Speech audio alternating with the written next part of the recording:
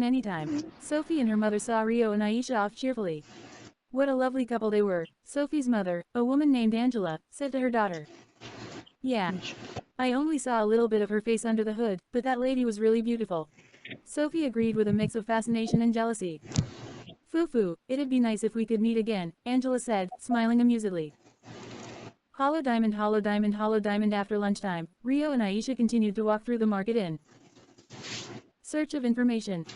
The sky gradually grew darker. Eventually, all the stores closed up shop for the day. Instead, inns and bars started to bustle with life, but the two travelers had no business with those establishments. Rio walked down the much less crowded main street beside Aisha. All right, I guess we've gathered as much information from the market as we can for now. Sorry I had you accompany me for so long. Thank you, Aisha, he said, offering words of appreciation to Aisha for keeping him company the entire time. I didn't do anything. All the information was gathered by you, Haruto. Aisha shook her head with a calm voice. No, having you beside me helped make people less wary when talking to me. You were a big help. I'm glad to hear that, then. Though she had her face hidden by the hood the entire time, it was easy to tell Aisha was a woman from close up because of her figure. A man and woman walking together was easy to mistake for a couple, and a few of the store attendants were more willing to chat after being distracted by the glimpse of Aisha's beauty that they caught. It was all thanks to Aisha that their bout of information gathering went so smoothly. I was thinking of going to the academy next, as planned. But if you're tired, you can go and rest first. It's okay. I'll go too. If we're sneaking in, my spirit form might be useful, Aisha offered without any sign of reluctance. Quote. Then I'll take your word for it and count on you. Let's hurry, shall we? Rio smiled with a mix of gratitude and guilt at Aisha's devotion, before resuming their walk toward their objective. They were, of course, headed for the Royal Academy of Beltram, where Rio once attended and Celia's research lab was located below the library tower. However, the academy grounds were deep inside the noble area surrounded by castle walls, adjacent to the castle itself, so there was no entering from the front. That inevitably meant they had to sneak in instead, but Rio and Aisha had access to spirit arts to make that task much easier. The two of them went around the wall to locate a relatively unguarded location and leapt into the air with spirit arts, easily clearing the 10-meter-tall castle walls. They had waited until dark simply because it was easier to sneak around with the cover of night. There was no way they could have flown through the air so recklessly during the day. This way, Rio jumped down to the roof of a moderately sized building and enhanced his body with spirit arts.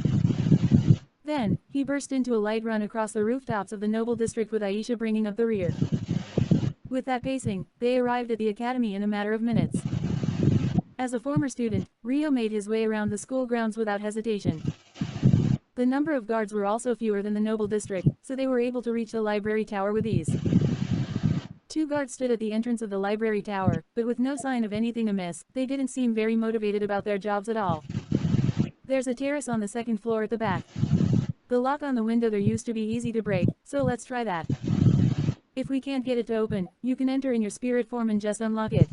Got it. Rio and Aisha leapt up to the second floor terrace. I believe it was around here. Oh, it'd be faster to just get you to go inside in the first place, wouldn't it?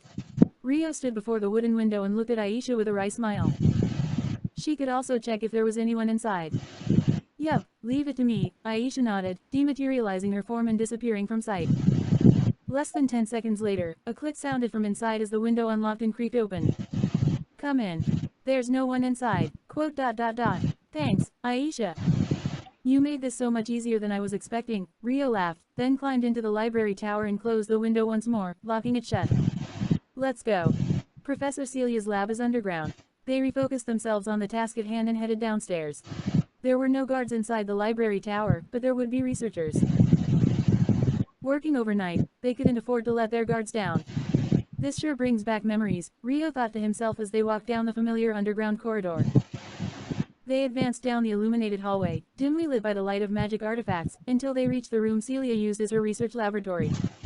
The nameplate on the door was still carved with the name Celia Claire.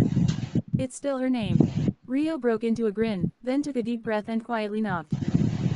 However, the inside of the room remained silent, with no sign of a reaction for several seconds. Quote.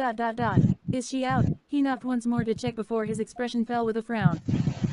I'll take a look, Aisha said, turning into her spirit form. Her body scattered into particles of light and dispersed. No such thing as privacy with her, huh? He hadn't realized it before as she was usually in her physical form, but she could really abuse that ability if she wanted. Rio would have to have a talk with her about when and where it was appropriate to invade someone's privacy, and who, of course, he thought with a wry smile. Soon after, the light particles gathered once more to form Aisha's figure. Celia isn't there. It's completely deserted, Aisha reported. You mean she's gone home for the day? No. At the very least, the room hasn't been used at all recently. Most of the things in the room have been removed. Rio placed a hand against his mouth with a contemplative look. Quote. Looks like we'll need to investigate this a little more, he murmured in thought. What do we do? It might be a little risky, but let's see if there are any other researchers around and cast a spell on them. For now, let's search as many of the research labs on this floor as we can, Rio replied. Okay. I'll search in my spirit form. Rio paused for a moment. That's probably the least risky option. Can I ask you to get to that right away? Leave it to me. Aisha immediately took on her spirit form and set about on her task. Then, less than a minute later, she materialized once more before Rio. This way, Haruto, she said, leading Rio to the room she had marked. Thank you. What's inside? A middle-aged researcher. I'll enter the room and cast an illusion on him before calling you, so come inside after that, Aisha said. Illusion arts were a type of spirit arts that affected the 5 senses of perception of a person. For example, planting suggestions into someone's mind was also considered a form of illusion arts. There were many different kinds of illusions, the most difficult and powerful of which were capable of making the other party experience what was, in short, a waking dream.